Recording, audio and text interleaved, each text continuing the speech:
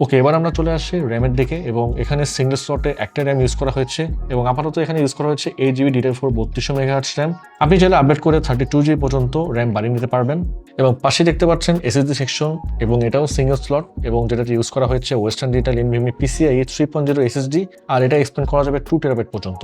আমরা এখানে আপাতত ইউজ করেছি 500GB। তো এই যে এখন দেখতে পাচ্ছেন ব্যাটারি, যেটা হচ্ছে 4000 mAh lithium polymer battery. Backup পাবেন নর্মাল ইউজে 3 থেকে 3.5 ঘন্টা, আর গেমিং যদি করেন তাহলে 1.5 থেকে 2 ঘন্টার মতো ব্যাকআপ পাবেন। এবং এই যে ব্যাটারির দুই পাশে দেখতে পাচ্ছেন দুইটা 2 ওয়াটের স্পিকার, যেটা সাউন্ড খুব ডিসেন্ট এবং খুব ক্লিয়ার কোয়ালিটির অডিও আউটপুট আপনারা পাবেন। এবং ব্যাটারির ঠিক উপরে এই যে দেখতে পাচ্ছেন সিডিটেকের একটা নেটওয়ার্ক চিপ, যার মধ্যে ইন্ডিকেটর রয়েছে ওয়াইফাই 5 এবং ব্লুটুথ 4.2। আর এই ডিভাইসের দুটি ভেরিয়েন্ট অ্যাভেলেবল আছে, যেটা অবশ্যই র্যামলেস এবং যার প্রাইস শুরু হচ্ছে মাত্র 30,999 টাকা থেকে।